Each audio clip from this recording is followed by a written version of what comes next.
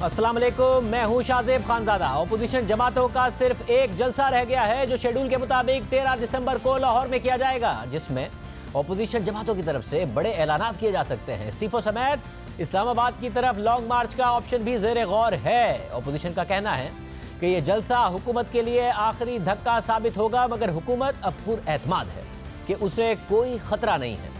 इस वक्त अपोजिशन की तमाम छोटी बड़ी जमातें सर जोड़कर बैठी हुई हैं और सिर्फ 4 दिन बाद पीडीएम का सरबराही इजलास होने जा रहा है, जिसमें अपोजिशन की तहरीक से मुतालिक नवाज शरीफ, आसिफ जरदारी और मौलाना फजलुर रहमान की तरफ से अहम फैसले किए जाएंगे। दूसरी तरफ मुस्लिम लीग नून के सदर शहबाज शरीफ ने पैरोल खत्म होने पर जेल जाने से पहले मरियम नवाज को अहम पैगाम भी दिए हैं। शहबाज शरीफ, मरियम नवाज और हमजा शहबाज के दरमियान होने वाली मुलाकात की तफसीलात सामने आई हैं। जराये के मुताबिक तीनों रहनुमाओं के दरमियान होने वाली मुलाकात में पीडीएम के लाहौर में होने वाले जलसे से मुताल्लिक उमूर पर तबादला ख्याल किया गया। जराये का दावा है कि मुलाकात में इस्तीफों के ऑप्शन पर भी बातचीत हुई है और नून लीग के अराकीन पंजाब असेंबली 13 दिसंबर को लाहौर जलसे में असेंबलियों से इस्तीफे देने का ऐलान कर सकते हैं। जराये के मुताबिक नून लीग के 3 बड़ों का इस्लामाबाद की तरफ लॉन्ग मार्च पर भी इत्तफाक राय है, जबकि शहबाज शरीफ ने मरियम नवाज को सियासी मामला चलाने से मुतालिक मशवरे दिए हैं और मरियम नवाज ने शहबाज शरीफ की हिदायत से अहम लीगी अराकीन असेंबली को आगाह कर दिया है। शहबाज शरीफ ने मरियम नवाज को क्या मशवरा दिया? क्या उसमें यह मशवरा भी शामिल था कि डायलॉग का दरवाज़ा खुला रखें और इतनी दूर ना जाएं कि वापसी ना हो सके? और क्या नून लीग की तरफ से इस्तीफे आने वाले हैं? ये मामला पीडीएम के सामने नून लीग रखने वाली है। बात करेंगे नून लीग के पंजाब के सदर राना सनाउल्लाह से। राना साहब, बहुत शुक्रिया। राना साहब, क्या ये बात दुरुस्त है कि मुलाकात में ये बात तय पाई है और ये बात बताई जाएगी एमपीएस और एमएनएस को कि इस्तीफे लाहौर में के जलसे में दे दिए जाएं और ये बात पीडीएम के सामने भी रखी जाएगी? जहाँ तक आपने इस्तीफ़ों के फैसले की बात की है, तो मेरी अंडरस्टैंडिंग ये है कि मियाँ नवाज शरीफ साहब ने, जो कि हमारी पार्टी के कायद हैं, उन्होंने 20 सितंबर को जब एपीसी की मीटिंग में ख़िताब किया था, तो उसमें वहाँ पे जो अपोजिशन की क़यादत मौजूद थी, जो कि बाद में पीडीएम की क़यादत बनी, उन्होंने उन्हें कैटेगोरिकली बड़ा वाज़ेह यकीन दहानी करवाई थी कि पाकिस्तान मुस्लिम लीग नून इस्तीफ़ों के ऑप्शन पे बड़ी क्लियर है। जैसे ही पीडीएम की क़यादत फ़ैसला करेगी, पाकिस्तान मुस्लिम लीग नून सूबाई कौमी जो भी फ़ैसला हो अपने इस्तीफ़े जो है वो पेश कर देगी। तो इसलिए पाकिस्तान मुस्लिम लीग में तो कोई इसमें अब हाँ भी नहीं है, इसके ऊपर दोबारा मीटिंग करने की या दोबारा सर जोड़ने की तो ज़रूरत ही नहीं है। एक फ़ैसला जो है वो पार्टी कायद ने कर दिया है, सबसे मशवरा करके उन्होंने जो है वो कमिटमेंट की है और मियाँ नवाज शरीफ की कमिटमेंट को पूरी पार्टी जो है वो इंशाअल्लाह ताला उसको इंडोर्स करेगी, उसको निभाएगी। साहब, शहबाज शरीफ साहब ने मरियम नवाज को यह मशवरा नहीं दिया कि डायलॉग का दरवाज़ा खुला रखें, इतनी दूर ना जाएं कि वापसी ना हो सके? शहबाज शरीफ साहब ने जो मेरे सामने बात की है वो तो उन्होंने कहा है कि लाहौर के जलसे को हर कीमत पे कामयाब बनाया जाए और उन्होंने मरियम नवाज साहबा को ये हुक्म दिया है उनके बुज़ुर्ग होने के नाते भी और पार्टी के प्रेसिडेंट होने के नाते कि आप ख़ुद निकलें, लाहौर के लोगों को आप ख़ुद अप्रोच करें और आप ख़ुद निकल के जो है इस जलसे के लिए जो है वो मोटिवेशन और मोबिलाइजेशन करें। और मेरा ख्याल है कि उन्होंने ये प्रोग्राम बनाया है कि अब वो लाहौर में ख़ुद जो है वो निकलेंगी। मगर राज साहब, आप आवाम को निकाल रहे थे कि महंगाई के खिलाफ भी आवाम निकले। अब महंगाई कम होना शुरू हो गई है, चीनी की कीमतें कम होना शुरू हो गई हैं, हुकूमत पुरएतमाद नजर आ रही है, वजीर आजम ट्वीट कर रहे हैं कि चीनी की कीमतों में कमी आई है, तो क्यों अवाम अब निकलेंगे इस सारे के सारे माहौल में? कोरोना भी है, सर्दियां भी हैं और अगर महंगाई भी कम होना शुरू हो गई है। क्या चीनी की कीमतें जो हैं वो 53 पैसे बढ़ना शुरू हुई थी, तो क्या वो अब 51 रुपये हो गई हैं या 120 रुपये पे जाके अब 110 या 110 से 100 पे हुई हैं? आटे की कीमत जो है वो 30 रुपये से चढ़ना शुरू हुई, अब 70 रुपये के ऊपर है, बल्कि 90 रुपये में आटा मिलता है जो सही है। तो क्या वो दोबारा 30 रुपये का हो गया है? गैस का बिल क्या रेट जो है वो क्या दोबारा हो गया है पर यूनिट? क्या बिजली का रेट जो है वो दोबारा वही हो गया जो पहले था? क्या लोगों की इनकम में कोई इजाफा हुआ है? लोगों को कारोबार चलना शुरू हो गया है? लोगों के घरों में तो भूख के डेरे हैं, ना किसी का कारोबार। जो रेडियो लगा के खड़ा है सड़क पे वो भी रो रहा है, जो फैक्ट्री बना के बैठा है 10 करोड़ की वो भी रो रहा है, ना उसका काम चल रहा है ना उसका काम चल रहा है। ये तो ऐसा कोई नहश टोला जो है इस मुल्क के ऊपर मुसल्लत हुआ है कि लोगों के कारोबार बंद हो गए हैं और लोगों की हर बंदा ये कह रहा है कि हमारी तो जो है कारोबार से बरकत ही उड़ गई है। ये ऐसे जो है वो इस मुल्क के ऊपर जो है वो मुसल्लत हुए हैं। इसलिए लोगों को लोगों को लीड करने की ज़रूरत है, लोग निकलेंगे बाहर जो हालात हैं। मगर साहब, ये तो जाती है कि गैस और बिजली की कीमतों कम करने की हुकूमत से बात की जाए, वो तो मुमकिन नहीं है। और जो दूसरा मामला है, लोग ये देखेंगे कि 53 रुपए की चीनी लेते थे, या ये देखेंगे कि भाई 110 की ले रहे थे, अब कम से कम 85-90 रुपए की ले रहे हैं, मजीद कमी उसमें मुतवक्को है, आटा ज़रा कम ले रहे हैं। वो ये देखेंगे कि हमारे बुरे हालात क्या थे, अब बेहतर है, मईशत में ज़रा बेहतरी आ रही है, हुकूमत दावा कर रही है, या वो 2 साल पहले से कंपेयर कर रहे होंगे? नहीं, देखें, मामला ये है कि अगर तो लोगों की इनकम में भी इसी के साथ इजाफा हो, यानी जिस आदमी की कीमत जो है वो जो इनकम जो है वो 50 थी, वो उसकी 90 होगी, तो फिर तो ठीक है, 50 की 90 में चीज़ उसे मिलनी चाहिए। लेकिन अगर सूरत हाल इनकम के बारे में तो वही है, बल्कि वो उससे भी कम है, तो फिर लोगों का गुजारा जो है, लोगों के हालात जो है वो बड़े मुश्किल में है। और फिर दूसरी बात ये भी है कि इन्होंने लोगों के साथ जितने इन्होंने झूठ बोले, इन्होंने तो फ्रॉड किया पूरी कौम के साथ। ये जो इन्होंने वादे किए हैं, जो 100 दिन पहले इकट्ठे हुए थे एक ही जो है वो कमरे में, और बार बार आ रहे थे, कभी असद उमर साहब आ रहे हैं, कभी फलां साहब आ रहे हैं, कभी खुद आ रहे हैं, इन्होंने वो जो कौम के साथ झूठ बोला और जो फ्रॉड किया, आप बताएं मैं उनमें से कोई एक बात भी इन्होंने पूरी की है? तो राना साहब, 5 साल पूरा करने दें इन्हें, अपनी परफॉर्मेंस पर 5 साल बाद वोट मांगने दें। आप 5 साल बाद इनकी परफॉर्मेंस के खिलाफ वोट मांग लें, अगर अच्छी नहीं होगी एक्सपोज हो जाएंगे। 90 की सियासत वाला साइकिल सर्किल क्यों वापस लेके आ रहे हैं, जिसमें हुकूमत को गिरा दिया जाता था? आप आएंगे, आपको भी कोई हुकूमत नहीं करने देगा फिर? नहीं, देखें, मामला ये है कि इसी सर्कल में अगर पाकिस्तान की सियासत चलती रही है तो फिर इस सर्कल्स को निकालना नहीं चाहिए। इस सर्कल से बाहर निकलना या नहीं निकलना, 70 साल से इस सर्कल पे फंसे हुए हैं, और अब जो है वो मैं समझता हूँ कि पोजीशन ऐसी आ गई है कि अब इस फर्दर इस सर्कल में आप चल नहीं सकते, तो आप इस सर्कल से निकलें, मामलात को जो है वो तय करें। मगर एक जमहूरी हुकूमत को गिराकर तो इस सर्कल से नहीं निकल सकते ना। माजी में भी सर्कल से हम किसी जमहूरी हुकूमत को गिराकर नहीं निकले, तो अब कैसे निकलेंगे?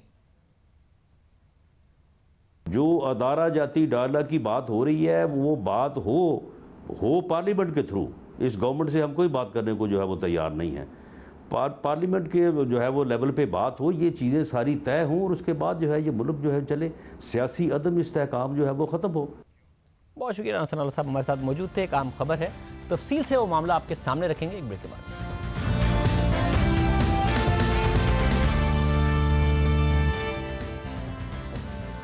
एक सहाफ़ी के लिए बहुत मुश्किल काम है कि वो खुद खबर बन जाए, क्योंकि उसका काम है खबर देना। उसकी कोशिश होती है कि वो अवाम के मसाइल उजागर करे और उनसे वाबस्ता हक़ाइक़ सामने लाए, ना कि खुद खबर बन जाए। लेकिन पाकिस्तान में अब ये रिवायत जोर पकड़ती जा रही है कि जब सहाफ़ी सवाल उठाते हैं, खबर देते हैं, हक़ाइक़ सामने रखते हैं, तो बजाय उनकी खबर और हक़ाइक़ का जवाब देने के उनकी किरदार कुशी शुरू कर दी जाती है, उन पर ज़ाती हमले शुरू कर दिए जाते हैं। जैसे ही हुकूमत की खामियां बताओ तो उसे झूठ कह दो, सहाफ़ी पर हमला कर दो, अरबों रुपए के नुकसानात की जिम्मेदारी किसी और पर डाल दो, और फिर खबर सही साबित भी हो जाए तो भी गलत बयानी करते रहो, झूठ बोलते रहो। पिछले 2 साल में हमने चीनी का मामला इस प्रोग्राम में उठाने पर बार बार इसी सूरत हाल का सामना किया। हमें लीगल नोटिस भेजे गए, मुहिम चलाई गई, सब झूठ कहा गया, फिर वज़ीर आज़म के शुगर कमीशन ने वही हक़ाइक़ सामने रखे। मगर क्या हुआ? 185 अरब रुपए अवाम की जेब से महंगी चीनी की मद में निकाल लिए गए। गंदम की दरामद देर से करने के हवाले से हम बार बार मामला उठाते रहे, हुकूमती वुज़रा कहते रहे कि सब झूठ है, दरामद नहीं हो सकती, कोरोना है। फिर वज़ीर आज़म ने मान लिया कि देर से दरामद की, मगर क्या हुआ? 225 अरब रुपए अवाम की जेब से निकाल लिए गए। अब यही सूरत हाल फिर से सामने आ रही है, क्योंकि हम हुकूमत की गलत फैसलों और फैसलों में ताखीर की वजह से 122 अरब रुपए का स्कैंडल सामने लाए हैं। हम मुसलसल वज़ीर आज़म और अवाम की तवज्जो इसकी तरफ दिला रहे हैं। हमने पहले प्रोग्राम में बताया कि कैसे ये पता होने के बावजूद, और खुद वज़ीर आज़म, वफाकी वज़ीर उमर अयूब और नदीम बाबर की तरफ से अगस्त के महीने में इन बयानात के बावजूद कि सर्दियों में शदीद गैस की कमी होगी, मगर गर्मियों में सर्दियों के लिए गैस नहीं खरीदी गई, वही गलती दोहराई गई जो 2018 की सर्दियों में की गई थी, और 2018 से भी ज़्यादा नुकसान किया गया। हालांकि यही गलती 2019 में नहीं की गई थी, नुकसान से बचा गया था, मगर 2020 में दोहराई गई और ज़्यादा नुकसान किया गया।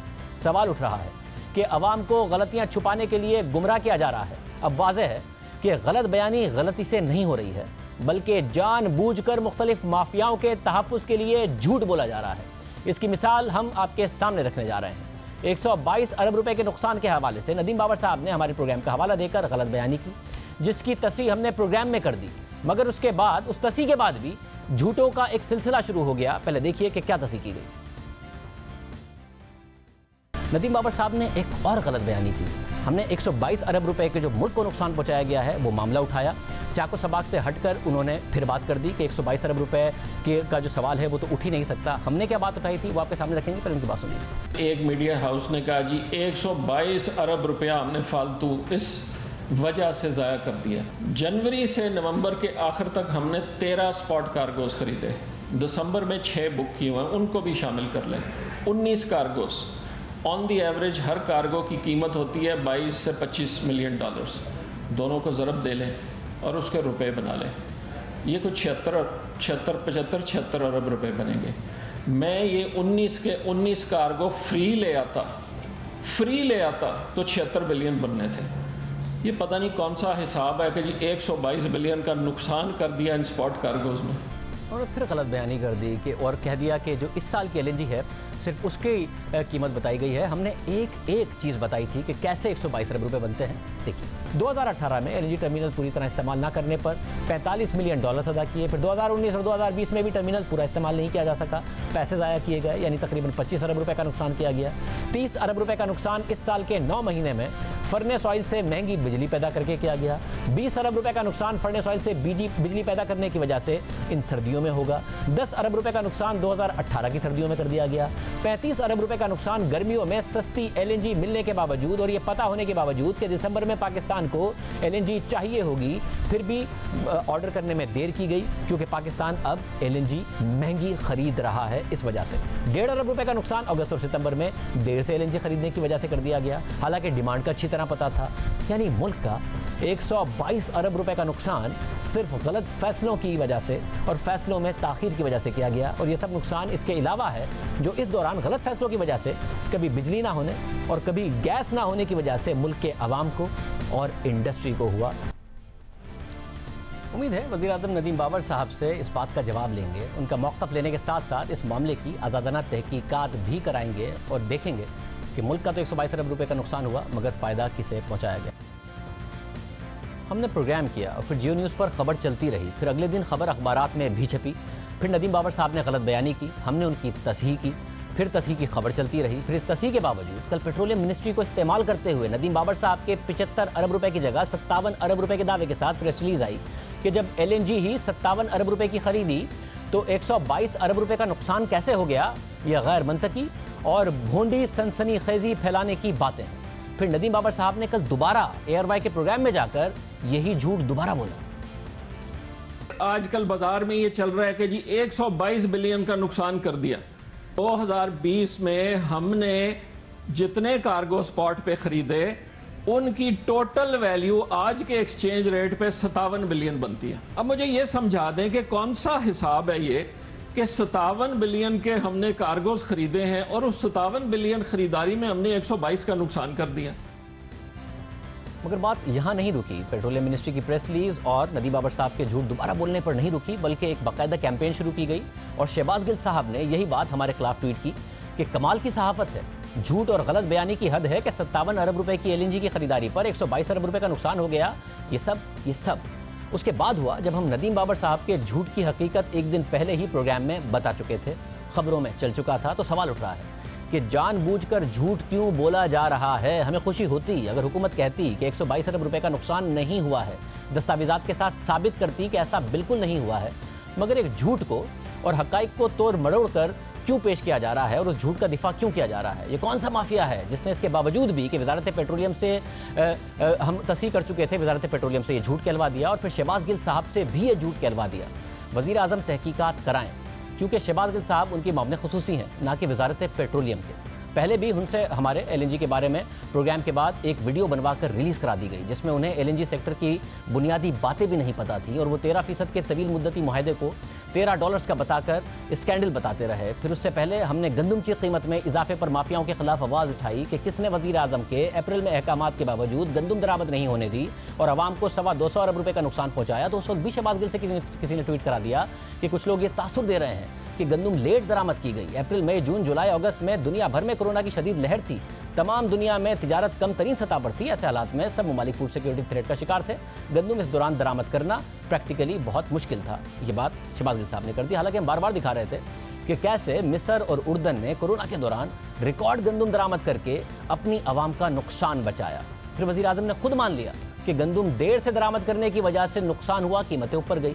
मगर शहबाज गिल साहब का कसूर नहीं है, क्योंकि उन्हें इन बातों का पता नहीं है। मगर वज़ीर आज़म ये तहकीकात ज़रूर कराएं कि हम जब भी माफियाओं के खिलाफ आवाज़ उठाते हैं, हक़ाइक़ सामने लाते हैं जो बाद में दुरुस्त साबित हो जाते हैं, तो तर्जुमान शहबाज गिल साहब इन माफियाओं के दिफा में क्यों आ जाते हैं और बाद में वज़ीर आज़म खुद वो बात मान जाते हैं जो हम प्रोग्राम में उठाते हैं। और दिलचस्प बात यह कि नदीम बाबर साहब भी जिन बातों से पहले इनकारी थे, अब उन्हें मानना शुरू हो गए हैं। हमने बताया था कि जिस वक्त गर्मियों में LNG की कीमत $2.5 से $3 की थी, तो सर्दियों के लिए उस वक्त $4 से $4.5 $5 की गैस मिल रही थी, मगर खरीदी नहीं गई और कीमतें बढ़ती चली गई।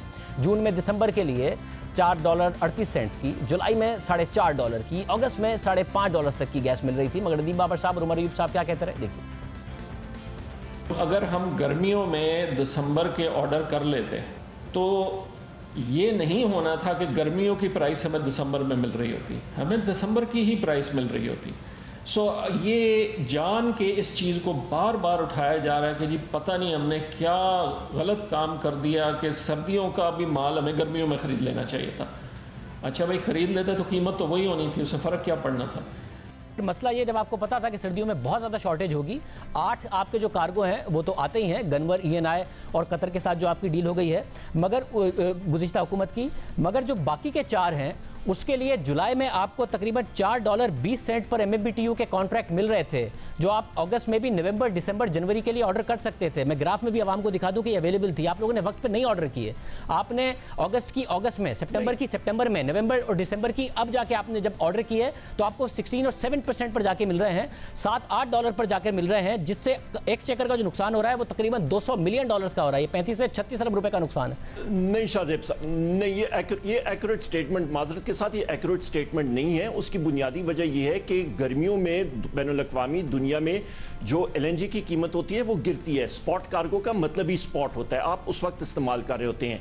सर्दियों में बैनुल-अक़वामी दुनिया में LNG की ज़रूरत ज़्यादा होती है, क्योंकि हीटिंग के लिए पूरी दुनिया में, नॉर्दर्न हेमिस्फेयर में, शुमाली हेमिस्फेयर में इस्तेमाल होता है, इसलिए उसकी कीमत चढ़ती है। एक स्पॉट को आप इस्तेमाल नहीं कर सकते हैं कि जी आपने इस पे उमर अयूब साहब, मैं फ्यूचर के बता रहा हूं कि फ्यूचर के कॉन्ट्रैक्ट जैसे आपने जुलाई में ऑर्डर किया है अगस्त के लिए, आप 1 महीने और 2 महीने बाद के लिए ऑर्डर करते रहे हैं। उस तरीके से जुलाई और अगस्त में आपको आगे के कॉन्ट्रैक्ट उस वक्त अगर आप ऑर्डर कर लेते, क्योंकि आपको डिमांड पता थी, तो सस्ते मिल रहे थे, $200 मिलियन बच जाते। नहीं, ये बात नहीं है। उसकी एक टाइम लिमिट भी होती है, और दूसरी बात यह है कि हमारे पास एक टर्म कॉन्ट्रैक्ट्स हैं, स्पॉट कॉन्ट्रैक्ट्स हम लोग लेते हैं, तकरीबन डिले के साथ हमारा वो कार्गो आता होता है। और जरा मानने को तैयार नहीं थे, मगर जब हम बार बार दस्तावेजी सबूत सामने लाए तो कल नदीम बाबर साहब ने मान लिया कि गर्मियों में सर्दियों के लिए गैस मिल रही थी। और किस रेट पर मिल रही थी, सुनिए। अगस्त में दिसंबर के फ्यूचर्स $5.4 शो कर रहे हैं, और अक्टूबर 2 को जब ये टेंडर किया गया दिसंबर का, तो 5.5 शो कर रहे हैं। जून जुलाई के बाद मुसलसल कीमतें बढ़ रही थी। हमने अक्टूबर का क्या रेट बताया था, सुनिए। 9 अक्टूबर 2020 को खबर छपी कि नवंबर की डिलीवरी के लिए कीमतें पिछले हफ्ते से मजीद बढ़कर $5.5 हो गई हैं और दिसंबर की $5.7 हैं। मगर दिसंबर के टेंडर्स भी वक्त पर नहीं किए गए। जुलाई में जब कीमतें $3 से कम थीं तो पाकिस्तान $4 से $4.5 के फॉरवर्ड कॉन्ट्रैक्ट में दिसंबर के लिए गैस खरीद सकता था, मगर नहीं खरीदी। मगर अफसोस की बात है कि अगस्त, सितंबर, अक्टूबर, नवंबर में भी बार बार मौका ज़ाया किया गया।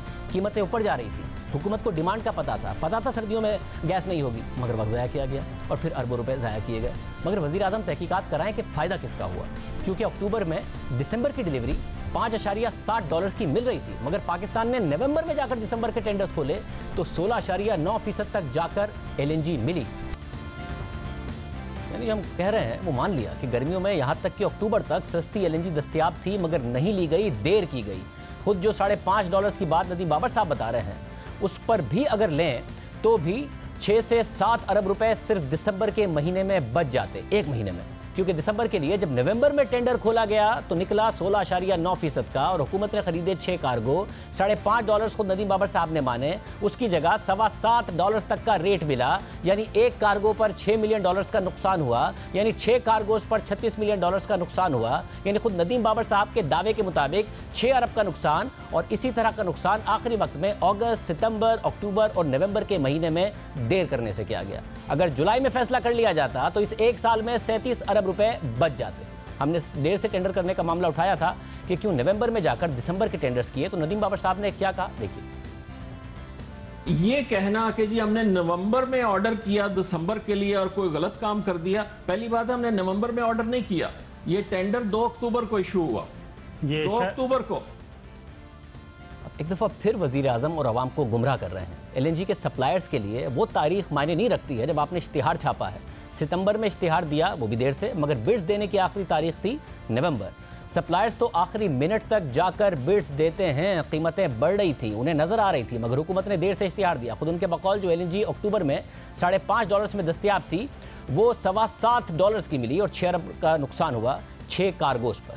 गुज़िश्ता बरस देखिए कि दिसंबर के लिए पाकिस्तान ने किस तारीख को बिड्स की आखिरी तारीख रखी थी, इश्तिहार देने की नहीं, बिड्स की आखिरी तारीख है 5 सितंबर दिसंबर के लिए, और ये इश्तिहार देने की नहीं बल्कि बिड्स की आखिरी तारीख है। और फिर हमने देखा कि सितंबर 2019 को पाकिस्तान ने दिसंबर 2019 के लिए 10.8% तक LNG खरीद ली, और ये अक्टूबर, नवंबर और दिसंबर के रेट्स में ज़्यादा फ़र्क नहीं था, पाकिस्तान ने सितंबर में ख़रीद ली। मगर इस साल जब नवंबर में जाके बिड्स खोली गई दिसंबर की, तो 16.9% का रेट मिला, मगर आवाम को और वज़ीर आज़म को इश्तिहार देने की तारीख बता रहे हैं, बिड्स लेने की आखिरी तारीख नहीं बता रहे हैं।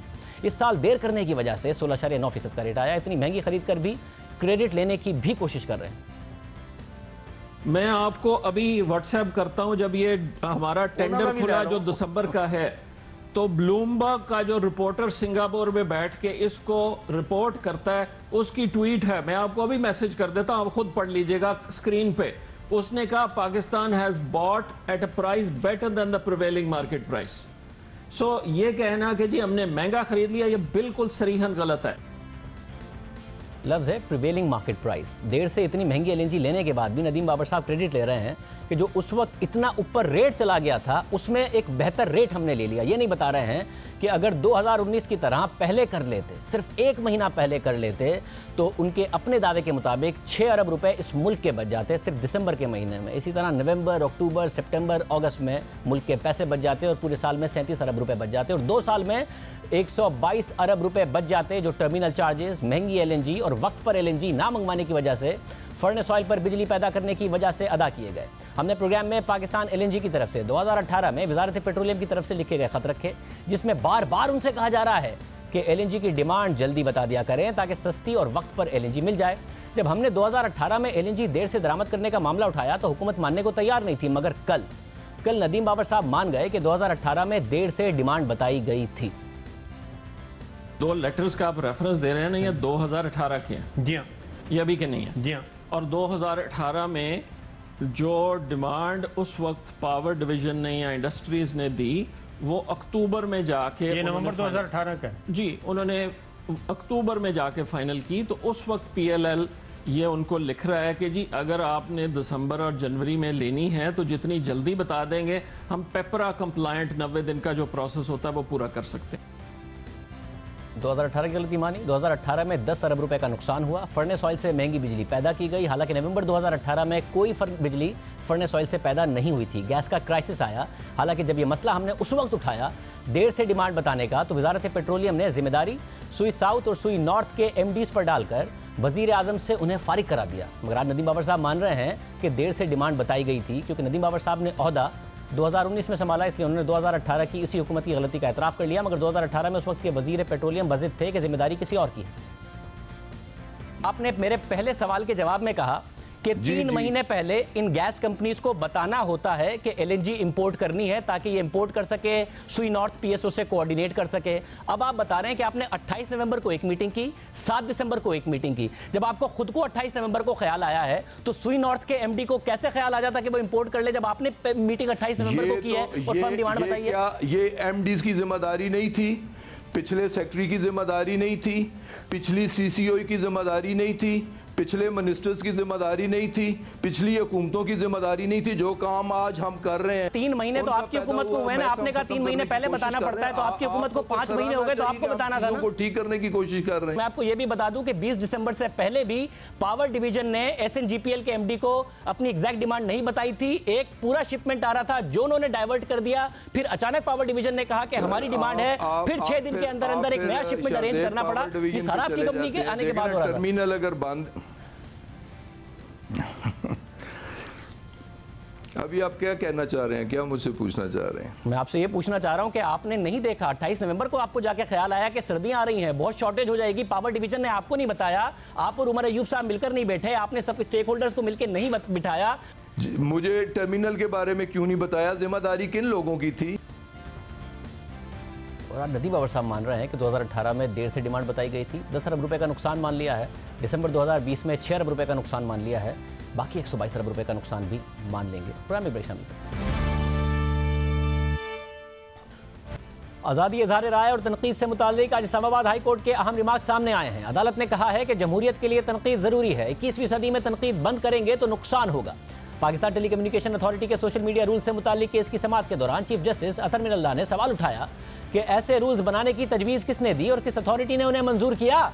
साथ ही रिमार्क दिए कि अगर सोशल मीडिया रूल से तनकीद की हौसला शिकनी होगी तो ये एहतसाब की हौसला शिकनी होगी। तनकीद की हौसला अफजाई करें, ना कि हौसला शिकनी। कोई भी कानून और तनकीद से बालातर नहीं है। PTA तनकीद की हौसला अफजाई करे क्योंकि ये इजहार राय का अहम तरीन जुज है। जस्टिस अतर मिनल्लाह ने मजीद रिमार्क दिए कि क्यों कोई तनकीद से खौफजदा हो, हर एक को तनकीद का सामना करना चाहिए। यहाँ तक कि अदालती फैसलों पर भी तनकीद हो सकती है, मगर सिर्फ फेयर ट्रायल मुतासिर नहीं होना चाहिए।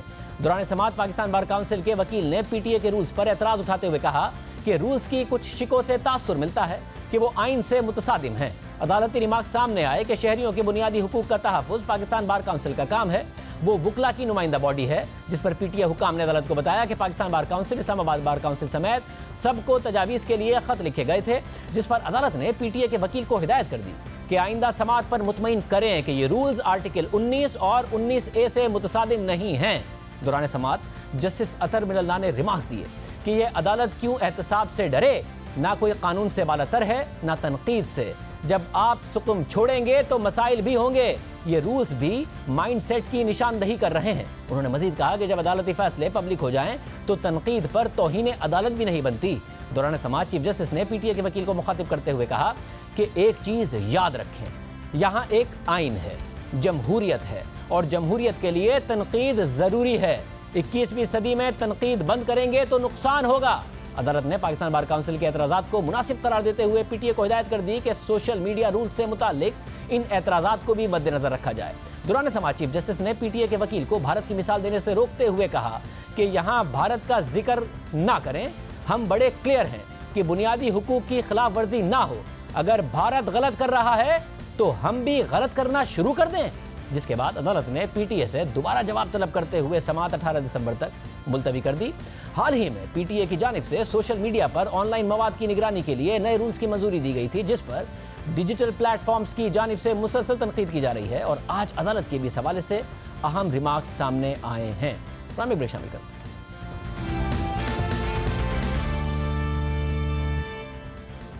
मुल्क में महंगाई की शरह में मुसलसल कमी आ रही है और इस हफ्ते भी कमी आई है, 0.23% की कमी आई है। पाकिस्तान ब्यूरो ऑफ स्टैटिस्टिक्स के अदादो शुमार के मुताबिक इस हफ्ते चीनी की कीमतों में 7.56% की कमी आई है, जबकि आटे की कीमत में सिर्फ 0.38% की कमी आई है। चीनी की कीमतों में मुसलसल 3 हफ्ते से कमी आ रही है, मगर आटे की कीमत में उतनी तेजी से कमी नहीं आ रही है। यानी क्रशिंग सीजन शुरू होने की वजह से चीनी की कीमतों पर बराह रास्त असर पड़ रहा है, मगर आटे की दरामद होने के बावजूद भी मार्केट में सिग्नल नहीं गया है, उस तक मैसेजिंग नहीं हुई है कि तेजी से कीमतें नीचे आएँ। प्रोग्राम में ब्रेक शामिल करते हैं।